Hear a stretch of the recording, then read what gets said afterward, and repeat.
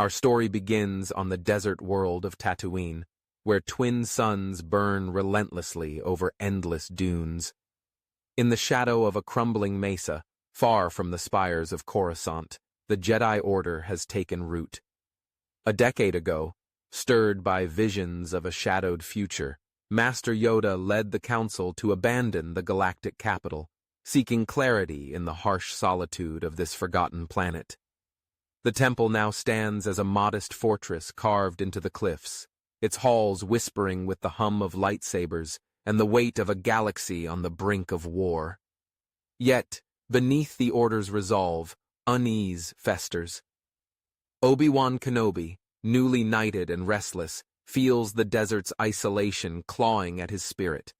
The Jedi's exodus was meant to shield them from corruption, but on Tatooine, a new threat looms, one born not of Sith, but of the planet's lawless heart.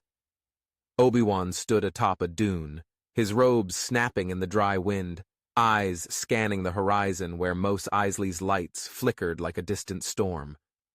The Council's decision to relocate had been unanimous, driven by Yoda's cryptic visions of a darkness weaving through the Republic's core. On Coruscant, the Jedi had grown too entwined with the Senate, their purpose dulled by politics. Tatooine, with its brutal simplicity, was meant to strip away distractions, to hone their connection to the Force. But Obi-Wan felt no clarity here. The desert was a mirror, reflecting his doubts back at him. He missed the rhythm of the galaxy, the pulse of purpose that came with protecting its people.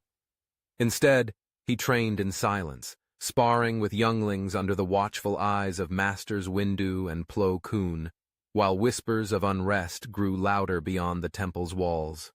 The Jedi's arrival had not gone unnoticed. Tatooine's crime lords, led by the cunning Jabba the Hutt, saw the Order as both threat and opportunity. The Hutts thrived on chaos, their empire built on slavery, smuggling, and fear. The Jedi's presence disrupted their rule, drawing pilgrims and refugees who sought the Order's protection. Small settlements sprouted around the temple, their inhabitants clinging to hope that the Jedi could tame the desert's cruelty. But with hope came tension. Bounty hunters prowled the dunes, hired by Jabba to test the Jedi's strength. Skirmishes flared in the wastes, lightsabers clashing against vibroblades under the unrelenting suns. Obi-Wan had fought in these clashes, his blue blade cutting through mercenaries with precision, yet each victory felt hollow. The Jedi were guardians, not conquerors, and Tatooine was no place for peace.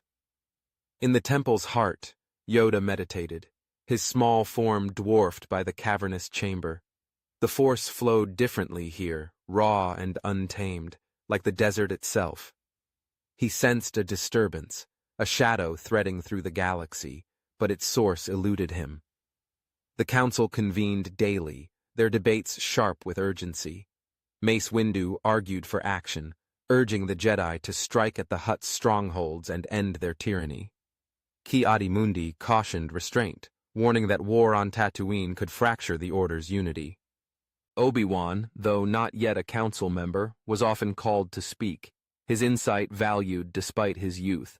He proposed outreach, believing the settlers could be allies in building a new balance. But his words carried a private fear. The Jedi's isolation had made them vulnerable, not stronger. Beyond the temple, a young boy named Anakin Skywalker toiled in Watto's junk shop in Mos Espa. At 9 years old, his hands were already scarred from years of labor, his mind sharp with dreams of freedom. Anakin felt the Jedi's presence like a beacon, their temple a distant promise of something greater. He had seen Obi-Wan once, during a skirmish in the market, the Jedi's blade a streak of light against a gang of raiders. The sight burned into Anakin's memory, fueling his hope that one day he might join them. His mother, Shmi, nurtured this dream, though her eyes held worry. She knew Tatooine's dangers, and the Jedi's arrival had only deepened the planet's shadows. Whispers of a greater threat reached her ears, tales of a cloaked figure moving among the Hutts, sowing discord with promises of power. This figure was Darth Maul, the Sith apprentice sent by his master, Darth Sidious, to exploit Tatooine's chaos. Sidious had watched the Jedi's exodus with cold calculation, seeing opportunity in their retreat. The desert world, far from the Republic's gaze, was the perfect stage to test the Order's resolve. Maul slipped into Jabba's palace under the guise of a mercenary, his yellow eyes gleaming with malice. He offered the Hutts weapons and intel, stoking their greed while steering them toward open conflict with the Jedi. Maul's true mission was to destabilize the Order, to draw them into a war that would expose their weaknesses. His presence was a blade held to Tatooine's throat, and Obi-Wan, though unaware of the Sith's identity, felt its edge in every clash. The first spark of conflict ignited in Anchorhead, a settlement under Jedi protection. A band of mercenaries, armed with disruptor rifles supplied by Maul, attacked at dawn, their speeders tearing through the streets. Obi-Wan led a small team, Plo Koon, Aayla Secura, and a handful of Padawans, to defend the town. The battle was swift but brutal, the Jedi's blades carving through the attackers while blaster fire scorched the sand. Obi-Wan fought with disciplined fury, deflecting bolts and disarming foes, but the sight of burning homes stirred a rare anger in him. These people had trusted the Jedi, and he felt their fear as if it were his own. Aayla, her blue-green leku swaying as she spun through the fray, called out to him, urging focus. Plo Koon's calm presence anchored the group, his saber a steady arc of light. By midday, the mercenaries were routed, but the victory was costly. Half the settlement lay in ruins, and distrust simmered among the survivors. In the aftermath, Obi-Wan knelt beside a wounded settler, his hands steady as he bound her injuries. Her eyes held no gratitude, only resignation, as if the Jedi's protection was just another fleeting promise. The encounter gnawed at him, deepening his sense of isolation. He confided in Qui-Gon Jinn, his former master, who had joined the Temple's council on Tatooine. Qui-Gon, ever the maverick, saw the settlers' plight as a call to action, not retreat. He spoke of the Force's will, of a balance that could only be found by embracing Tatooine's people, not standing apart. His words resonated with Obi-Wan, stirring a resolve to bridge the gap between the Jedi and the desert's inhabitants. But Qui-Gon's gaze lingered on the horizon, as if sensing a darkness Obi-Wan could not yet see. Anakin, meanwhile, found himself drawn into the conflict. A chance encounter in Mos Espa brought him face to face with Kit Fisto, a Jedi master patrolling the city's edges. Kit's warm smile and quiet strength left an impression on the boy, who blurted out his dream of becoming a Jedi. Kit, sensing the Force's spark in Anakin, offered gentle encouragement but warned of Tatooine's dangers. The meeting was brief, but it lit a fire in Anakin's heart. He began sneaking out at night, scavenging parts to build a pod racer, hoping to win enough credits to free himself and Shmi. His actions caught Maul's attention, who saw in the boy a potential weapon against the Jedi. Maul whispered to Watto, planting the idea of entering Anakin in a deadly race, one that would draw the Jedi's notice and test their vigilance. The pod race was set in the Bunta Eve Classic, a spectacle that drew crowds from across the Outer Rim. Obi-Wan and Qui-Gon attended, disguised as traders, to monitor the event for Hutt schemes. Anakin's racer, a patchwork of scavenged parts, roared across the dunes, its engines screaming as he wove through canyons and past rival pods. Obi-Wan watched, his senses tingling with the boy's raw power in the Force. Qui-Gon, beside him, murmured that Anakin was no ordinary child, his destiny entwined with the Jedi's path. The race was a blur of speed and danger, with sabotage attempts orchestrated by Maul's agents. Anakin's pod narrowly avoided a rigged explosion, his reflexes defying reason. As he crossed the finish line, victorious, the crowd's roar drowned out Obi-Wan's racing thoughts. This boy, he realized, could change everything, if the Jedi could protect him from Tatooine's shadows. Back at the temple, The Council grappled with the growing threat. Reports of advanced weapons among the Hutt's forces pointed to an outside influence, one the Jedi could not yet name. Mace Windu advocated for a preemptive strike on Jabba's palace, but Yoda urged caution, sensing a deeper game at play. Obi-Wan, torn between duty and instinct, volunteered to infiltrate Mos Eisley, seeking answers among the city's underworld. His mission was sanctioned, but Qui-Gon warned him to trust the Force, not his fears. As Obi-Wan departed, his lightsaber clipped to his belt, the desert stretched before him, vast and unforgiving. The Jedi had come to Tatooine to escape corruption, but corruption had followed them, and Obi-Wan felt its weight with every step. The infiltration began under cover of night, Obi-Wan moving like a specter through Mos Eisley's alleys. The city pulsed with danger, its cantinas alive with mercenaries and spies. He slipped into a Hutt warehouse, his senses alert for traps. Inside, he found crates of disruptors, their markings foreign to the outer rim. Before he could investigate further, a red blade ignited in the darkness, and Darth Maul stepped forward, his presence a wound in the Force. The duel erupted without warning, Obi-Wan's blue saber clashing against Maul's double-bladed weapon. Sparks lit the warehouse as they fought, Obi-Wan's precision meeting Maul's feral strength. Shelves collapsed, crates shattered, and the air grew thick with dust. Obi-Wan held his ground, but Maul's taunts cut deeper than his blade, hinting at a master whose plans dwarfed Tatooine's conflicts. The fight spilled into the streets, drawing eyes from the shadows, and Obi-Wan realized he could not win alone.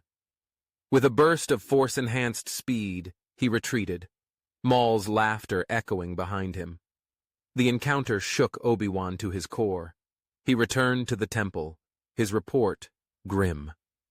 The Council's faces were stone as he described the Sith's presence, a truth they had feared since leaving Coruscant. Yoda's eyes closed, his voice soft but heavy, as he spoke of a darkness long hidden. Mace Windu's jaw tightened, his resolve hardening for war. Qui-Gon placed a hand on Obi-Wan's shoulder, his belief in the younger Jedi unwavering. But Obi-Wan's thoughts turned to Anakin, the boy whose victory had drawn the Sith's gaze. He sensed the Force converging around the child, a nexus of hope and peril. The Jedi's mission on Tatooine had been to find clarity, but clarity brought only questions, and a growing certainty that their greatest trial was yet to come. The twin suns of Tatooine rose over the Jedi temple, their light casting long shadows across the dunes. Obi-Wan Kenobi stood before the Council, his robes dusted with sand, his voice steady as he recounted his duel with the Sith. The chamber was silent, the weight of his words settling like a storm. Darth Maul's presence confirmed Yoda's fears. A darkness had followed the Jedi to this desert world, its threads woven into Tatooine's chaos. Obi-Wan's heart was heavy, not with fear, but with a gnawing sense of responsibility.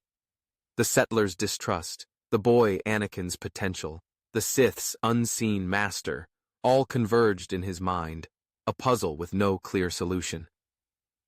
The Council's gaze turned to him, and he felt the desert's isolation more keenly than ever. Yoda's eyes, ancient and piercing, met Obi-Wan's. The Grand Master spoke of patience, of trusting the Force to reveal the Sith's purpose. Mace Windu, his expression carved from stone, proposed a bolder path, rooting out the Hutt's operations to starve the Sith of allies. Plo Koon urged caution, noting that war with the Hutts could alienate the settlers further. Obi-Wan listened, his thoughts drifting to Anakin, the boy whose pod race victory had drawn dangerous eyes. He suggested seeking out the child, sensing the Force's will in his destiny. The Council agreed, tasking Obi-Wan and Qui-Gon to find Anakin in Mos Espa, while Aayla Secura and Kit Fisto fortified the temple's defenses. As Obi-Wan left the chamber, Qui-Gon's hand rested briefly on his shoulder, a silent reminder to trust his instincts. In Mos Espa, Anakin Skywalker worked under the dim glow of Watto's shop, his hands deftly repairing a droid's circuits. The pod race had brought him fleeting glory, but no freedom. Watto, emboldened by whispers from a cloaked stranger, tightened his grip on the boy, demanding longer hours. Anakin's dreams of the Jedi burned brighter, fueled by his encounter with Kit Fisto. He hid his hopes from Watto, but Shmi saw the fire in her son's eyes. She feared for him, knowing Tatooine devoured dreams as readily as it did lives. When Obi-Wan and Qui-Gon arrived, disguised as traitors, Anakin's heart leapt. Their presence was a beacon, a promise that the galaxy held more than chains. Obi-Wan sensed the boy's strength in the Force, raw and untamed, like a sandstorm waiting to break. Qui-Gon, ever attuned to the living Force, saw a destiny that could reshape the Order, if they could protect it. The meeting was brief, held in the shadow of Watto's shop. Obi-Wan spoke softly, asking about Anakin's life, his dreams. Anakin's words spilled out, a mix of defiance and hope, his gaze fixed on the Jedi's lightsabers. Qui-Gon knelt, meeting the boy's eyes, and promised to return. But as they left, Obi-Wan felt a chill, the Force warning of eyes in the dark.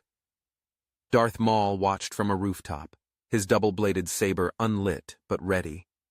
The Sith had orchestrated the pod race to draw the Jedi's attention, and now he saw opportunity in the boy. Maul slipped away, his mind calculating. He would use Anakin as bait, luring the Jedi into a trap that would shatter their fragile unity on Tatooine. The trap was set in the Yundland Wastes, where Maul manipulated Jabba's lieutenants into ambushing a Jedi patrol. Aayla Secura led the response, her team including Padawans Barriss Offee and Luminara Unduli's apprentice, Zat. The ambush erupted at dusk, speeders roaring from the canyons, blasters lighting the twilight. Ayla's blue blade danced, deflecting bolts with fluid grace, while Barriss and Zat fought with youthful determination. The mercenaries, armed with Maul's disruptors, pressed hard, their numbers overwhelming. Ayla's team held the line, but a stray bolt grazed Barriss's arm, her cry piercing the chaos. Obi-Wan and Qui-Gon, alerted by the Force, raced to the scene, their speeder kicking up clouds of sand. They arrived as the battle turned dire, Ayla's saber a lone beacon against the tide. Obi-Wan leapt into the fray, his blade carving through attackers, while Qui-Gon's green saber struck with measured precision. The Jedi rallied, routing the mercenaries, but the victory was marred by loss. Zat lay wounded, his breathing shallow, and the settlers watching from nearby cliffs turned away, their faith in the Jedi shaken. The aftermath weighed heavily on Obi-Wan. He knelt beside Zat, his hands steady as he applied a Bacta patch. But the Padawan's pain mirrored his own doubts. Ayla's Leku twitched with frustration, her voice low as she questioned the Jedi's role on Tatooine. Were they protectors or unwitting catalysts of war? Qui-Gon, ever calm, urged them to look to the settlers, to build trust through action. Obi-Wan's thoughts turned to Anakin, whose potential felt like both a gift and a burden. He resolved to free the boy, believing his destiny could anchor the Jedi's purpose. In Jabba's palace, Maul wove his web, but the Force hummed with warning, and Obi-Wan sensed the Sith's shadow growing closer, its intent clearer with every clash. He stood before the hut, his voice a low hiss, promising power beyond Tatooine's dunes. Jabba, greedy but cautious, agreed to escalate the conflict, supplying Maul with a small army of mercenaries and droids. Maul's true plan was to force the Jedi into a decisive battle, exposing their weaknesses to his master, Darth Sidious, who watched from Coruscant's shadows. Sidious had engineered the Jedi's exodus, planting doubts through subtle manipulations, knowing Tatooine would test their unity. Maul's role was to break them, and he relished the task. He dispatched assassins to Mos Espa, targeting Shmi to draw Anakin and the Jedi into his trap. The assassins struck at night, their vibro blades gleaming as they cornered Shmi in her home. Anakin, alerted by a neighbor, fought back with a scavenged blaster, his fear fueling a burst of force-enhanced strength. The assassins retreated, but Shmi's arm was slashed, her blood staining the sand. Obi-Wan and Qui-Gon arrived hours later, summoned by a settler's distress call. They found Anakin kneeling beside his mother, his face a mask of rage and fear. Obi-Wan's heart clenched at the sight, recognizing the boy's pain as a mirror of his own struggles. Qui-Gon spoke softly, promising to protect Shmi, and offered to take them to the temple. Anakin's eyes burned with defiance, but he nodded, clutching his mother's hand. The Jedi escorted them to the cliffside fortress, where Shmi was tended by healers. Anakin wandered the temple's halls, awestruck by its austerity, his dreams of becoming a Jedi now tempered by fear for his mother. Obi-Wan watched him, sensing the Force's pull, and vowed to guide the boy, even as doubts gnawed at him. Could he protect Anakin from the Sith, or from the desert's cruelty? The council convened, the air thick with tension. Yoda's voice was grave, warning of a Sith Lord guiding Maul's actions. Mace Windu proposed a direct assault on Jabba's palace, believing the Hutts were the Sith's puppets. Ki-Adi-Mundi argued for investigation, fearing a trap. Obi-Wan, his voice steady despite his turmoil, suggested using Anakin's knowledge of Mos Espa to infiltrate the Hutt's network. The council hesitated, wary of involving a child, but Qui-Gon's support swayed them. Anakin, though untrained, was granted a role as guide under Obi-Wan's supervision. The mission was set. Obi-Wan, Qui-Gon, Ayla, and Kit Fisto would infiltrate Jabba's operations, seeking evidence of the Sith's influence. As they prepared, Obi-Wan felt the Force shift, like sand slipping through his fingers. He glanced at Anakin, whose small form stood resolute, and prayed the boy's light would not be consumed by Tatooine's shadows. The infiltration began under the cover of a sandstorm, the Jedi moving through Mos Espa's outskirts. Anakin led them to a hidden Hutt warehouse, his knowledge of the city's underbelly uncanny for his age. Inside, they found crates of advanced droids, their circuits marked with Kaminoan sigils, a clue to the Sith's reach.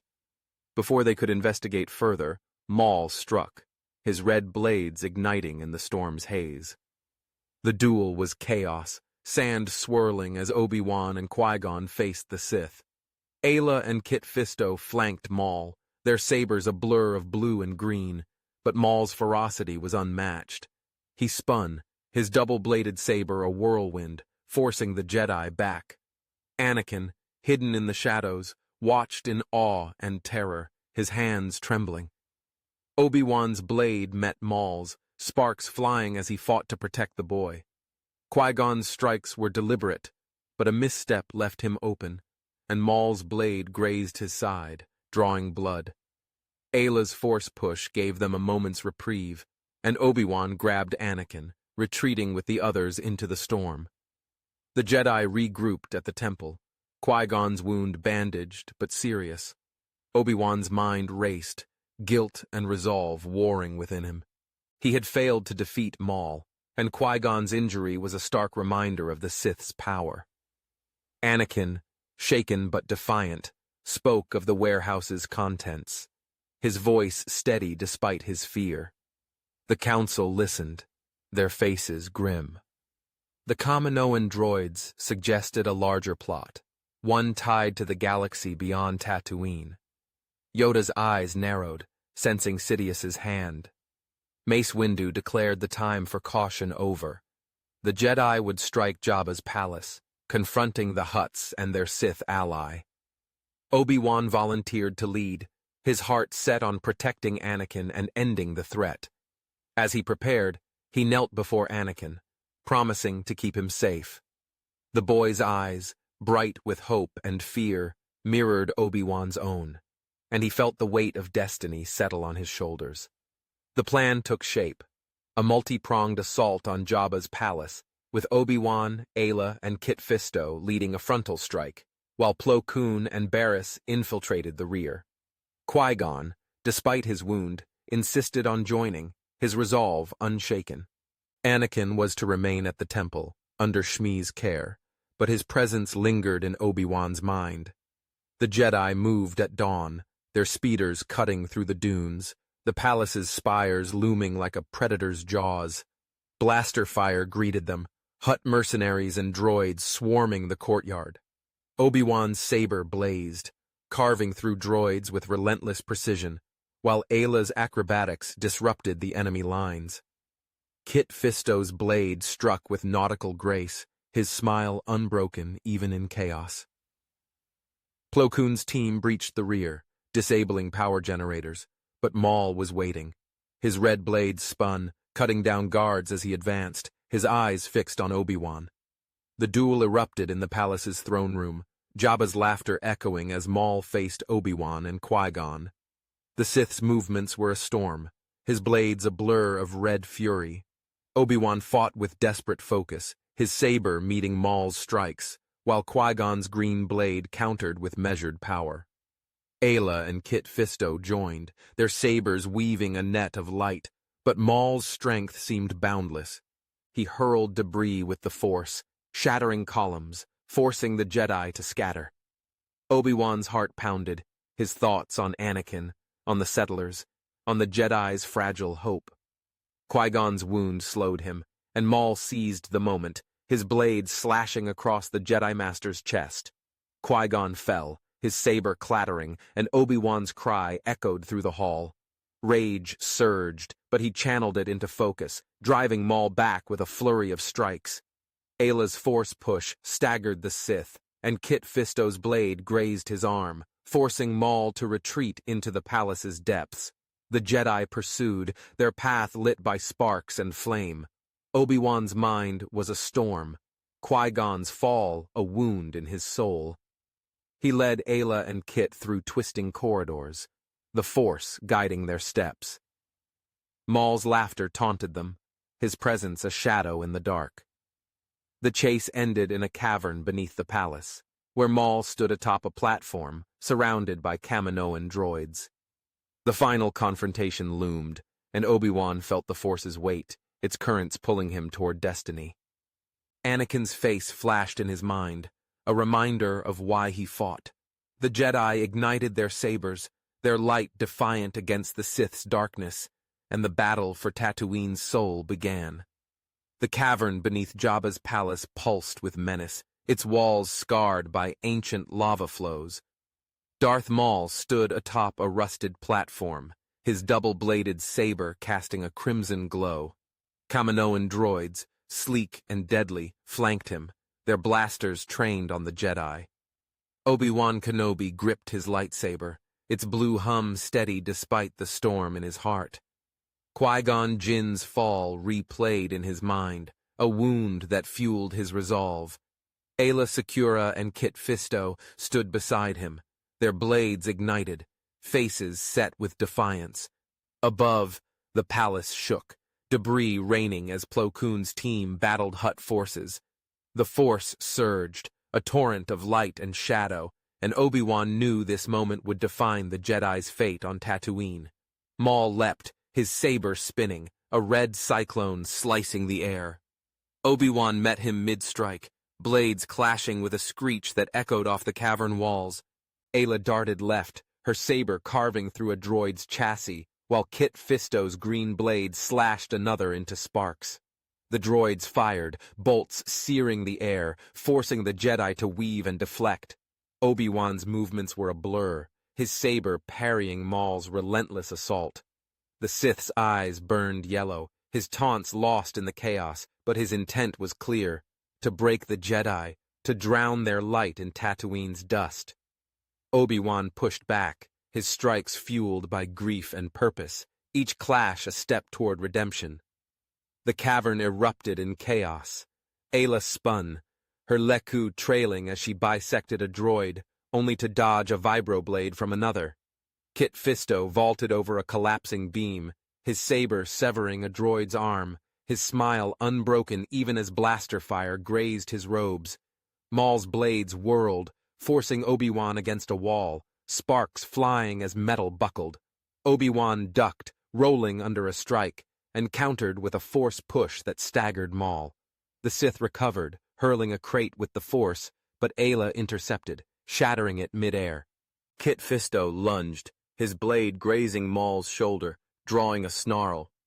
The droids pressed forward, their numbers dwindling but relentless, and Obi-Wan sensed the battle's tide turning. Yet Maul's strength seemed boundless, a shadow fed by Tatooine's despair. Above, Plo Koon and Barriss Offee fought through the palace's corridors, their sabers cutting down Hutt mercenaries. Plo's calm precision anchored Barriss, whose arms still ached from Anchorhead's wounds. They reached the throne room where Jabba cowered behind his guards. Plo disarmed the mercenaries with a single force wave, his voice commanding surrender. Jabba, sweating, complied, his empire crumbling under the Jedi's resolve. Barriss secured the hut, her eyes scanning for threats, but the Force whispered of danger below. Plo contacted Obi-Wan, urging haste. The palace's power core was unstable, rigged by Maul to collapse the cavern. Time was slipping, and Obi-Wan's duel became a race against destruction. In the cavern, Obi-Wan's saber locked with Maul's, their faces inches apart, sweat and fury mingling.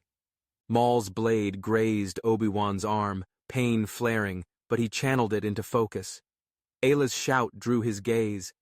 She was pinned by 2 droids, her saber deflecting bolts.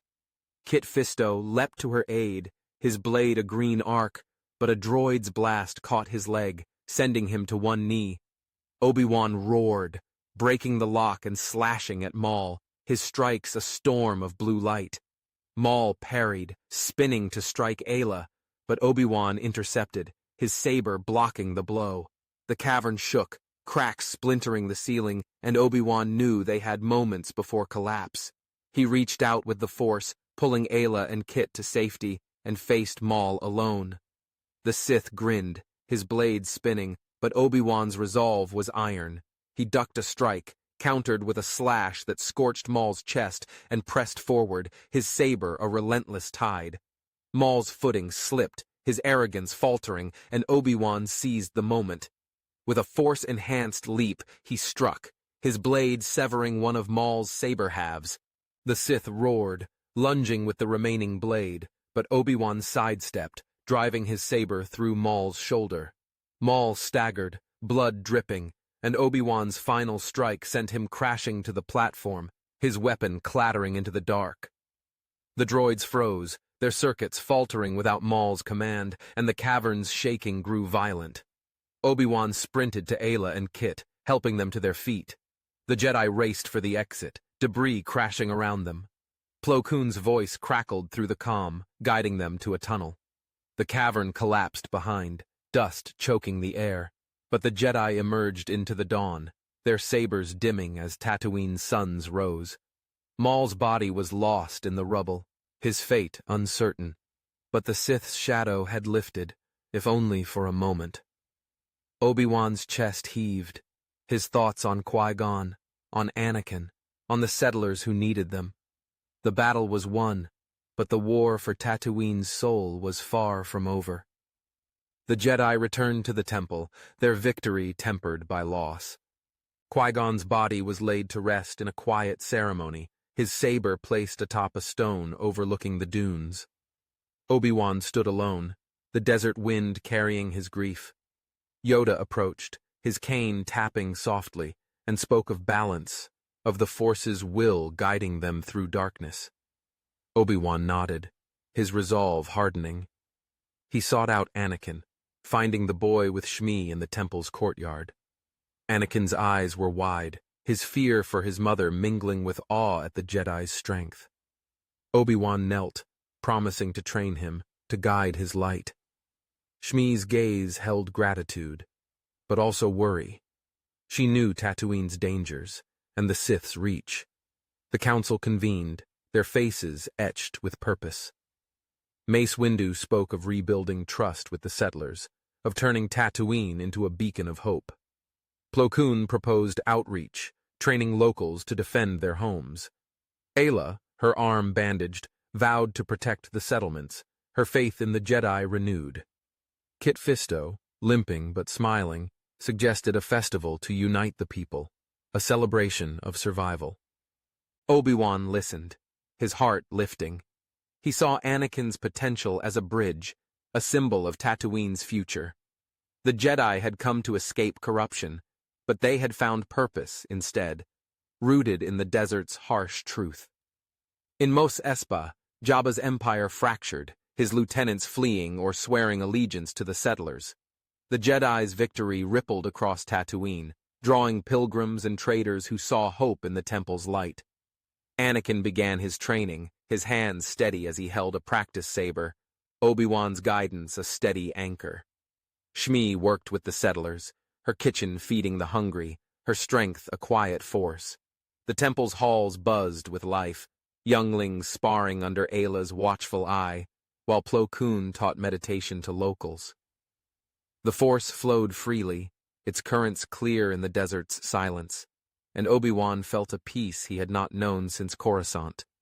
Yet, in the galaxy beyond, Darth Sidious watched, his plans shifting.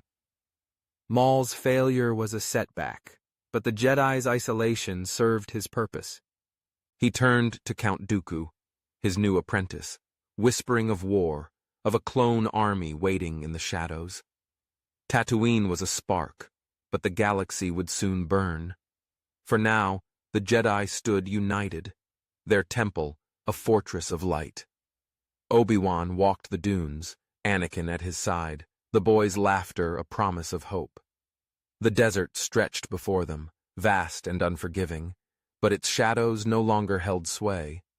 The Jedi had found their place, and Tatooine, once a wasteland, bloomed with possibility. Years later, the galaxy would change. The Clone Wars would come, but the Jedi, rooted on Tatooine, would face it as guardians, not soldiers. Anakin, trained in the desert's truth, would grow strong, his light tempered by Obi-Wan's wisdom. The Sith's plans would falter, their shadows unable to pierce Tatooine's resolve. The Republic would stumble, but the Jedi would endure, their order a beacon for a galaxy seeking peace.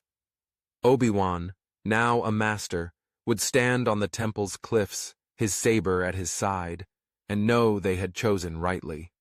Tatooine was not their exile. It was their rebirth. And folks, that's our story. I loved diving into Tatooine's grit, exploring Obi-Wan's struggle and Anakin's hope against the Sith's shadow. The desert's a brutal stage, but it's perfect for the Jedi's redemption. Let me know what you think. Did the battles hit hard, or did the ending spark hope? Hit that like button, share your thoughts, and I'll see you in the next video.